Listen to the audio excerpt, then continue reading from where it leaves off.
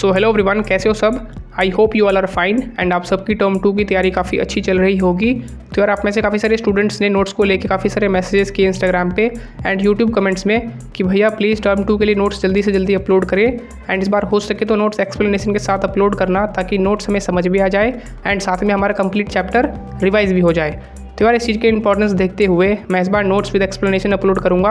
And एक और चीज़, मैं जो ये नोट्स आप सभी के साथ शेयर कर रहा हूँ वो one of the best notes हैं विद बेस्ट एक्सप्लेनेशन, जो कि शायद ही आपको कहीं और देखने को मिले।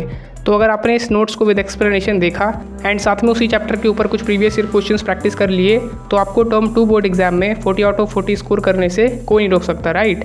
तो आज की इस वीडियो में हम करेंगे social science economics chapter 3 money and credit notes की एक्सप्लेनेशन। नेक्स्ट चैप्टर के नोट्स विद एक्सप्लेनेशन आपको आने वाली वीडियोस में मिलती रहेंगी। सो स्टूडेंट्स, स्टार्ट करते हैं आज के chapter money and credit notes की एक्सप्लेनेशन। तो आज के इस चैप्टर में आपको जानने को मिलेगा मनी के बारे में, मनी से रिलेटेड काफ़ी सारे कॉन्सेप्ट आपको पता चलेंगे। क्रेडिट यानी लोन क्या होता है, लोन किस तरह से मिलता है एंड लोन के इनफॉर्मल फॉर्मल सेक्टर के बारे में आपको पता चलेगा। बैंक क्या होता है, बैंक किस तरह से काम करता है एंड लास्ट में आपको SHG यानी कि सेल्फ हेल्प ग्रुप के बारे में आपको जानने को मिलेगा। तो स्टार्ट करते हैं। तो देखो, अगर हम बात करें मनी की तो मनी हमारी लाइफ का एक पार्ट है। फॉर एग्जांपल, आप सुबह से शाम तक जो भी करते हो, जो भी एक्टिविटीज़ करते हो, उसमें कहीं ना कहीं मनी ज़रूर रोल प्ले कर रही होती है। जैसे आपने कुछ भी बेचा, कुछ भी ख़रीदा या फिर किसी को कोई सर्विस प्रोवाइड करी तो उसमें मेन किसका काम होता है, वो है मनी का। तो NCERT का जो फर्स्ट टॉपिक है that is money as a medium of exchange, इसको समझते हैं अच्छे से। तो देखो, किसी भी एक्सचेंज प्रोसेस में मनी इंटरमीडिएट का काम करता है, इसीलिए हम मनी को मीडियम ऑफ एक्सचेंज बोलते हैं। इस चीज़ को एग्जाम्पल के थ्रू समझने की कोशिश करते हैं। जैसे मान लो एक शू मैन्युफैक्चरर है, उसे ना 2 काम करने हैं। फर्स्ट उसे अपना शू बेचना है एंड सेकेंड उसको व्हीट खरीदना है। तो सबसे पहले वो क्या करेगा, वो अपने शूज़ को बेचेगा, बदले में मनी लेगा एंड सेकेंड वो फिर व्हीट की दुकान पे जाएगा, व्हीट खरीदेगा और उसको उसके बदले में पैसे दे देगा। अब आप सोचो, मनी नहीं होता तो क्या होता। सबसे पहले शू मैन्युफैक्चरर को ऐसा बंदा ढूंढना होता जो कि व्हीट बेच रहा है और साथ में उसे शू की भी ज़रूरत है। तो वो क्या करता, एक्सचेंज कर लेता है ना। उसको शू चाहिए और इसको व्हीट चाहिए तो वो आपस में एक्सचेंज कर लेते। लेकिन इस प्रोसेस को कंप्लीट होने में काफ़ी टाइम लग जाता क्योंकि शू मैन्युफैक्चरर को ऐसा बंदा ढूंढने में काफ़ी टाइम लग जाता है ना। तो इसीलिए मनी के आने से क्या हुआ, ये जो एक्सचेंज प्रोसेस था वो काफ़ी सिंपल हो गया। तो मॉडर्न टाइम में जो भी एक्सचेंज प्रोसेस होता है उसमें इंटरमीडिएट का काम मनी ही प्ले करता है, राइट। तो इसीलिए हम मनी को मीडियम ऑफ एक्सचेंज कहते हैं। लेकिन अगर हम बात करें पुराने टाइम्स की तो उस समय मनी का कोई कॉन्सेप्ट नहीं था। तो उस समय अगर किसी को कुछ खरीदना होता था तो उसके बदले उसे कुछ देना भी होता था। लेकिन ऐसा बंदा ढूंढना जिसको कि मैं सामान दे भी सकूं और उससे सामान ले भी सकूं, है ना, दोनों की नीड एक जैसी हो, ये बहुत ज़्यादा मुश्किल होता था। तो इसीलिए हमारे सोसाइटी में मनी का कॉन्सेप्ट आया। लेकिन अगर हम बात करें इंडिया के विलेजेस की तो अभी भी क्या होता है, जैसे मान लो कोई आइसक्रीम वाला आया तो उसको हम क्या करते हैं ना, व्हीट दे देते हैं, वो व्हीट के बदले हमें आइसक्रीम दे देता है। तो ऐसा सिस्टम जिसमें बोथ पार्टीज़ एक दूसरे का सामान खरीदने और बेचने के लिए एग्री हो जाए, इस सिस्टम को हम बोलते थे बार्टर सिस्टम, जो कि पहले के ज़माने में चला करता था। इस सिस्टम को हम डबल कोइंसिडेंस ऑफ वांट्स भी कहते हैं। तो आपने देखा ना कि जो बार्टर सिस्टम था उसमें कितनी सारी कमियां थी। उस सारी कमियों को मनी के कॉन्सेप्ट ने क्या किया, ख़त्म कर दिया। इस चैप्टर का सेकंड टॉपिक है मॉडर्न फॉर्म्स ऑफ मनी। तो जैसा कि आपको अभी तो पता ही होगा कि अभी पेपर नोट्स चलते हैं, कॉइन्स चलते हैं, लेकिन क्या पहले भी यही था? नहीं, बहुत पहले ना ग्रेन्स को, कैटल्स को मनी की तरह हम यूज़ करते थे। जैसे हमें पहले कुछ भी खरीदना होता था तो हम क्या करते थे, ग्रेन्स के साथ या फिर कैटल्स के साथ उसे एक्सचेंज कर लेते थे, जैसे अभी हम मनी के साथ करते हैं। फिर उसके बाद ज़माना आया मेटालिक कॉइन्स का, जिसमें हम गोल्ड, सिल्वर या फिर कॉपर के सिक्के को यूज़ करते थे as a medium of exchange. तो अगर बात करें मनी के मॉडर्न फॉर्म की तो वो है पेपर नोट्स एंड कॉइन्स, जिसकी खुद की कोई वैल्यू नहीं है। जैसे है तो पेपर नोट्स पेपर ही, कॉइन्स है तो कॉइन्स ही, वो वैल्यूएबल कॉइन थोड़ी है, जैसे गोल्ड सिल्वर थोड़ी है वो। लेकिन फिर भी इसकी इतनी वैल्यू क्यों है, पता है आपको? क्योंकि इस तरह की जो करेंसी है वो ऑथोराइज्ड है by the government of the country. For example बात करें इंडिया की तो reserve bank of India issue करता है currency notes on the behalf of central government. And Indian law के हिसाब से ना तो कोई दूसरा बंदा या फिर ऑर्गेनाइजेशन इस करेंसी को इशू कर सकता है। एंड लॉ में ये भी लिखा हुआ है कि कोई भी इंडिविजुअल रुपी को as a medium of exchange refuse नहीं कर सकता।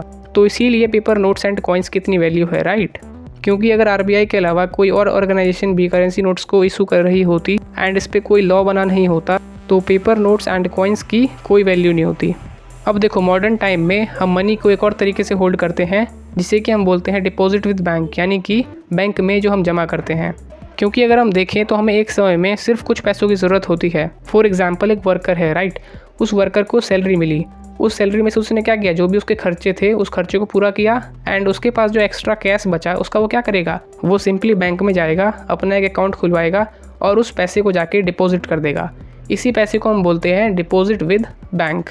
अब देखो वर्कर ने जो बैंक में पैसे डिपॉजिट किए उसका फर्स्ट फ़ायदा तो ये है कि वो पैसे सुरक्षित रहेंगे। सेकंड उनका एक और फ़ायदा हो जाता है कि जो बैंक होते हैं वो उनके डिपॉजिट पे उन्हें कुछ पैसे भी देते हैं एज अ इंटरेस्ट, तो उनकी कुछ अर्निंग भी हो जाती है। तो ये जो हमने पैसे जमा किए बैंक में, इसको हम अपने हिसाब से कभी भी निकाल सकते हैं ऑन डिमांड। इसीलिए इस डिपॉजिट को हम बोलते हैं डिमांड डिपॉजिट। अब देखो डिमांड डिपॉजिट जो है वो डिपॉजिटर को, यानी कि जिसने पैसे जमा किए हैं, उसे अनदर इंटरेस्टिंग फैसिलिटी भी ऑफर करता है, that is cashless payment. For example मान लो वो जो वर्कर था जिसने पैसे जमा किए थे, उसे ना अब अपने बच्चे की फ़ीस भरनी है स्कूल की, तो वो पहले क्या करता, घर से कैश ले जाता पेमेंट करने के लिए। लेकिन इसमें वर्कर के साथ एक प्रॉब्लम हो सकती थी। मान लो वो कैश लेके जा रहा है और रास्ते में कोई चोर आता, उससे पैसे छीन लेता, अब उसके सारे पैसे तो ख़राब हो गए। लेकिन अगर उसके पास एक बैंक अकाउंट है और उसमें उसने कुछ अगर पैसे जमा कर रखे हैं, तो वो विदाउट कैश चेक के थ्रू उस पेमेंट को कंप्लीट कर सकता है। चेक एक पेपर है जिसमें हम जिसको पैसे देने होते हैं उसका नाम लिख देते हैं, जितना अमाउंट देना होता है वो लिख देते हैं एंड अपना साइन कर देते हैं। इसके बाद हम इस चेक को उसे दे देते हैं जिसे हमें पेमेंट करना होता है। तो वो फिर क्या करता है, इस चेक को ले जाके बैंक में जाता है एंड बैंक में इतने पैसे ले लेता है। तो हमने देखा कि डिमांड डिपॉजिट ने किस तरह से कैश वाले सिस्टम में जो भी कमियां थी उसे ख़त्म कर दी। तो इसीलिए डिमांड डिपॉजिट जो है वो वाइडली एक्सेप्टेड है as a means of payment. तो अगर आपने मेरी बात अभी तक ध्यान से सुनी हो तो आपके माइंड में एक क्वेश्चन ज़रूर आया होगा कि ये जो बैंक है जो कि डिपॉजिटर को इतनी सारी फैसिलिटीज़ दे रहा है, इसमें इसका पर्सनल मोटिव क्या है ना, इसका खुद का पर्सनल प्रॉफिट क्या होता है इसमें, क्योंकि बिना प्रॉफिट के बैंक हमें इतनी सारी फैसिलिटीज़ तो प्रोवाइड कर नहीं सकता। तो इसी चीज़ को हम समझेंगे नेक्स्ट टॉपिक में, जो कि है आपका लोन एक्टिविटीज़ ऑफ बैंक। तो देखो आपको पता है कि हम जो बैंक में पैसे जमा करते हैं उसका बैंक क्या करती है, नहीं पता तो चलिए जानते हैं। तो देखो हम जो बैंक में पैसे जमा करते हैं, बैंक उसका स्मॉल प्रोपोर्शन अपने साथ एज अ कैश रखती है, ताकि कोई भी डिपॉजिटर अगर पैसा लेने आए तो बैंक उसे रिटर्न कर सके।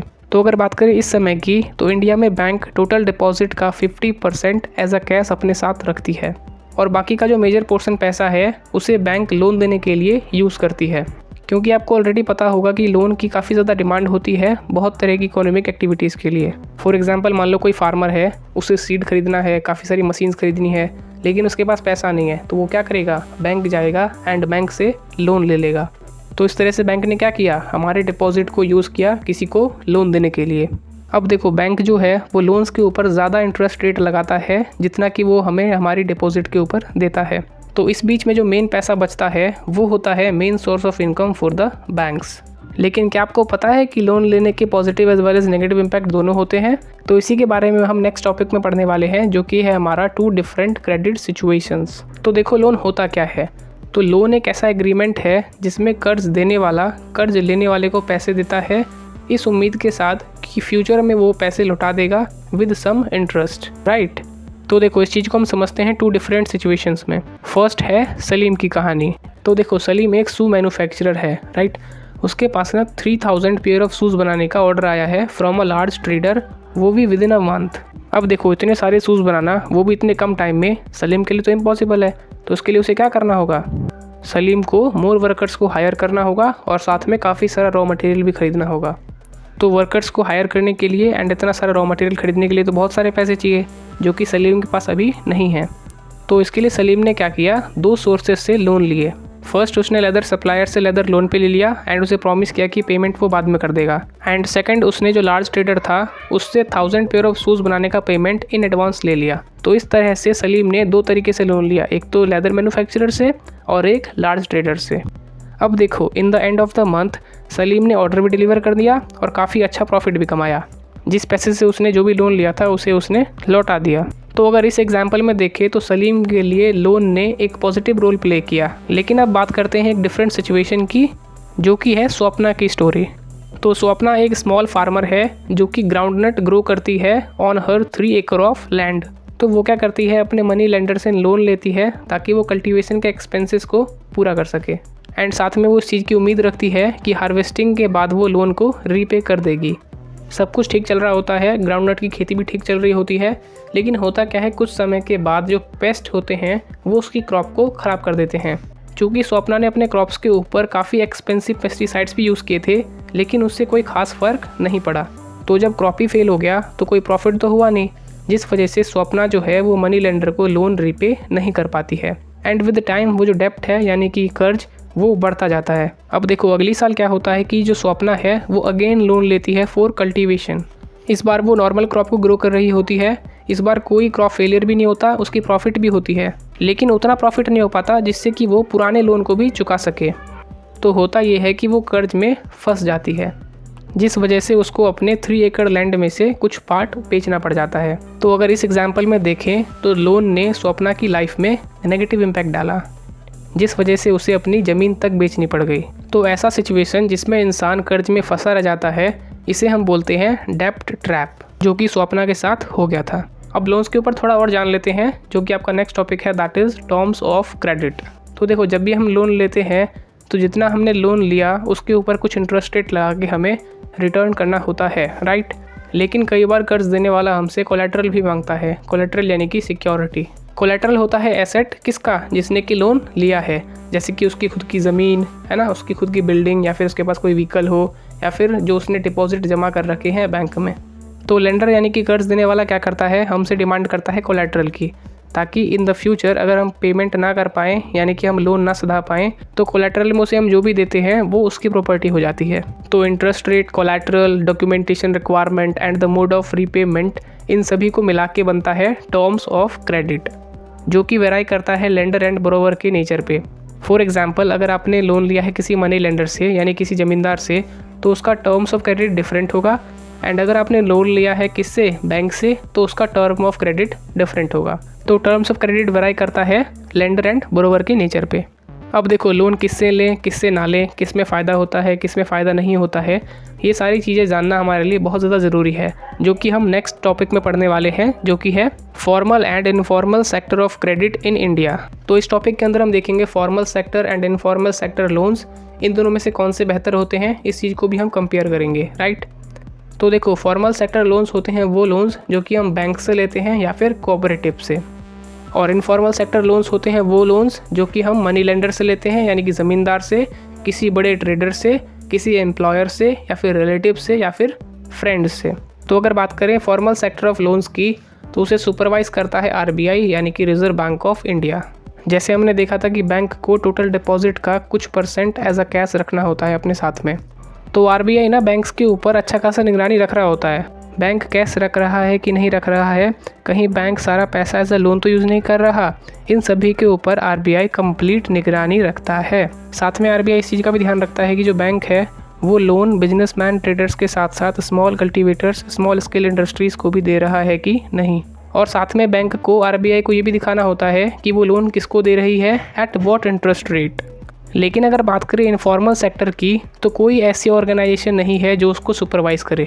जिसका जितना मन करता है वो उतना इंटरेस्ट रेट लगाता है, और जिस तरह से मन करता है उस तरह से वो लोन को लेता है, और ज़्यादातर ज़मींदार ज़्यादा इंटरेस्ट लगाते हैं ऑन लोन्स। तो अगर कंपेयर करें तो इनफॉर्मल सेक्टर अच्छा नहीं है। तो यही रीज़न है कि गवर्नमेंट को बैंक्स एंड कोऑपरेटिव सोसाइटीज़ ज़्यादा से ज़्यादा एस्टेब्लिश करना चाहिए, ताकि ज़्यादा से ज़्यादा लोग फॉर्मल सेक्टर के थ्रू लोन ले सकें। तो अगर बात करें इंडिया की, तो स्टडीज़ से ये पता चला है कि मैक्सिमम % लोग इनफॉर्मल क्रेडिट को यूज़ करते हैं। अर्बन सिटीज़ में थोड़ा कम भी होता है, लेकिन रूरल सिटीज़ में ज़्यादा % लोग इनफॉर्मल सेक्टर्स पे अभी भी डिपेंडेंट है। तो बैंक एंड कोऑपरेटिव सोसाइटीज़ का इंक्रीज़ होना पर्टिकुलरली इन रूरल एरिया बहुत ज़रूरी है, क्योंकि बैंक्स बढ़ेंगे तभी लोग इनफॉर्मल से फॉर्मल पे शिफ्ट हो पाएंगे। बैंक के इंक्रीज़ होने के साथ हर एक बंदे को लोन मिल सके, ये भी बहुत ज़्यादा ज़रूरी है, क्योंकि अमीर लोग तो लोन ले लेते हैं, लेकिन गरीब लोग ड्यू टू डॉक्यूमेंटेशन या फिर और भी काफ़ी सारी चीज़ों की वजह से जो गरीब लोग होते हैं वो लोन नहीं ले पाते हैं बैंक से, राइट। बैंक के इंक्रीज़ होने के साथ ये भी बहुत ज़्यादा इंपॉर्टेंट है कि सोसाइटी में हर एक तरह के लोगों को लोन मिल सके, क्योंकि कई बार गरीब लोग प्रॉपर नॉलेज नहीं होने की वजह से वो बैंक से लोन नहीं ले पाते हैं। तो ऐसे लोग जो बैंक से लोन नहीं ले पाते हैं due to lack of documents and collateral, उनकी मदद करने के लिए हैं सेल्फ हेल्प ग्रुप्स, जो कि हमारा नेक्स्ट टॉपिक है, that is self help groups for the poor. तो स्टूडेंट्स हमने अभी थोड़ी देर पहले देखा था कि जो poor section of the society है, या तो वो अर्बन या फिर रूरल एरिया का, उनमें से काफ़ी % लोग अभी भी इनफॉर्मल सेक्टर पर डिपेंडेंट है लोन के लिए। ऐसा होने के पीछे ना बेसिकली 2 रीज़न हो सकते हैं, या तो उनके आसपास बैंक नहीं है, या फिर बैंक है भी तो उसमें डॉक्यूमेंट्स लगता है, कोलेट्रल लगता है ना, नॉलेज की ज़रूरत होती है, जो कि गरीब लोगों के पास लगभग नहीं होती है। तो ऐसे में क्या होता है, जो गरीब लोग होते हैं ना, poor section of the society, वो लोग बैंक से लोन तो ले नहीं पाते। तो ऐसे में वो क्या करते हैं, आसपास के मनी लेंडर्स पे जाते हैं, फ्रेंड्स पे जाते हैं ना, रिलेटिव्स पे जाते हैं एंड उनसे लोन लेते हैं, जिसमें सबसे बड़ी प्रॉब्लम ये है कि वो लोग हाई इंटरेस्ट रेट लेते हैं, राइट। तो ऐसे में गरीबों की हेल्प करने के लिए रूरल एरिया में आया एक नया concept, that is self help groups. Self help group 15 से 20 लोगों का ग्रुप होता है, जिसमें कि सारे मेंबर एक ही नेबरहुड के होते हैं। वो लोग क्या करते हैं कि साथ में मिलते हैं और डेली का कुछ पैसे सेव करते हैं। फॉर एग्जांपल मान लो एक ग्रुप है जिसमें कि 20 मेंबर्स हैं, राइट, एंड हर एक मेंबर 20 रुपीज़ पर डे का सेव कर रहा है। तो अगर देखें पर मंथ में, तो वो लोग टोटल कितना सेव कर लेंगे, ऑलमोस्ट 12,000, है ना। तो मान लो उसी ग्रुप में से किसी मेंबर को 10,000 की ज़रूरत है, तो क्या करेगा वो ग्रुप, उसको 10,000 रुपये दे देगा एट लो इंटरेस्ट रेट। तो इससे होगा ये कि जो मेंबर था जिसको 10,000 की ज़रूरत थी, उसे पैसे मिल गए किस में, कम इंटरेस्ट रेट पे। उस इंटरेस्ट रेट से जो पैसा आएगा उसे वो ग्रुप के हर एक मेंबर में बांट लेते हैं। तो इस तरह से जिससे पैसे की ज़रूरत थी उसे पैसे मिल जाते हैं, इंटरेस्ट रेट भी कम लेना पड़ता है, एंड ये इनफॉर्मल सोर्स से भी बच पाते हैं, एंड ठीक है, मनी लेंडर वगैरह इन्हें परेशान भी नहीं करते। तो इस तरह से जो सेल्फ हेल्प ग्रुप का कॉन्सेप्ट है वो कहीं गुना बेहतर है किससे, इनफॉर्मल सोर्स ऑफ लोन से। साथ में एक और फ़ायदा हो सकता है कि मान लो ग्रुप ने काफ़ी पैसा कलेक्ट किया, राइट, तो उसे वो एज अ कोलेट्रल दिखा के बैंक से भी लोन ले सकते हैं। सेल्फ हेल्प ग्रुप वाले कॉन्सेप्ट में जो भी डिसीजन लेना होता है ना, जो भी लॉ बनाना होता है, जैसे कि आपको कितना इंटरेस्ट रेट चार्ज करना है, कितना अमाउंट देना है, कब तक अमाउंट रीपे करना है, ये सारी चीज़ें सारे मेंबर मिलकर डिसाइड करते हैं किसी ग्रुप का। तो अगर देखा जाए तो सेल्फ हेल्प ग्रुप का जो कॉन्सेप्ट है वो काफ़ी बेहतर है ग्रामीण इलाकों के लिए, स्पेशली वुमेंस के लिए। इसमें वो लोग पैसे भी कलेक्ट कर लेते हैं और साथ में जो भी सोशल इशू होता है जैसे हेल्थ, न्यूट्रिशन, डोमेस्टिक वायलेंस, इन पे सब मिलके एक साथ डिस्कस भी कर लेते हैं। तो मिला जुला के सेल्फ हेल्प ग्रुप का कॉन्सेप्ट काफ़ी इंपॉर्टेंट है किसी भी ग्रामीण इलाकों के लिए, एंड इसे प्रमोट करना चाहिए हर एक ग्रामीण इलाकों में। इसी कॉन्सेप्ट का यूज़ करके ग्रामीण बैंक ऑफ बांग्लादेश ने गरीबों को रीजनेबल रेट पे लोन दिलाने में काफ़ी बड़ा सक्सेस पाया। इन्होंने 1970s में as a small project start किया था, एंड इन अक्टूबर 2014 इनका जो ग्रुप है वो 8.63 मिलियंस प्लस मेंबर्स का हुआ, एंड वो जो कि 81390 यानी कि 81,390 विलेजेस में फैला हुआ है अक्रॉस बांग्लादेश। इनके ग्रुप में जो ज़्यादातर मेंबर हैं वो वुमेन है, राइट, जो कि एक बहुत बड़ी बात है। एंड द फाउंडर ऑफ ग्रामीण बैंक ऑफ बांग्लादेश हैं प्रोफेसर मोहम्मद यूनुस, जिनको कि 2006 में नोबेल प्राइज़ फॉर पीस मिला था। तो आज का हमारा चैप्टर मनी एंड क्रेडिट होता है फिनिश। आशा करता हूँ कि आपको नोट्स विद एक्सप्लेनेशन काफ़ी अच्छे से समझ आया होगा। तो आपको नोट्स वीडियो को देख के अपनी नोटबुक में बनाना है, क्योंकि जब हम खुद से कोई चीज़ लिखते हैं तो वो चीज़ हमें ज़्यादा बेहतर समझ भी आती है, एंड साथ में वो चीज़ हमें ज़्यादा समय तक याद भी रहती है। लेकिन अगर आप चाहते हो उस नोट्स का PDF, ताकि लिखने में आपका ज़्यादा टाइम वेस्ट ना हो एंड आप सीधा PDF को प्रिंट करा के पढ़ सको, तो उसके लिए आपको इस नंबर पे व्हाट्सएप करना है एंड साथ में 10 रुपये पे करना है। उसके बाद आपको इस नोट्स का PDF मिल जाएगा। कोई कंपलसरी नहीं है, अगर आपका मन है तो आप परचेस कर सकते हो। बाकी अगर खुद से वीडियो को देख के बना रहे हो तो वो ज़्यादा बेहतर है। अगर आपको लगता है कि ये नोट्स विद एक्सप्लेनेशन आपके दोस्तों के लिए इंपॉर्टेंट हो सकता है तो उन सभी के साथ शेयर ज़रूर करना है। वीडियो अच्छी लगी हो तो लाइक ज़रूर करना है, ताकि आपके साथ साथ मेरा मोटिवेशन भी बना रहे, एंड इसी तरह से मैं और भी चैप्टर्स की नोट्स विद एक्सप्लेनेशन वीडियो आप सभी के लिए लाता रहूँ। चैनल पर नए हो तो चैनल को सब्सक्राइब ज़रूर कर लेना है, ताकि कोई भी इंपॉर्टेंट चीज़ आपसे मिस ना हो। तो मिलते हैं नेक्स्ट वीडियो में। तो इसी के साथ जय हिंद, जय भारत।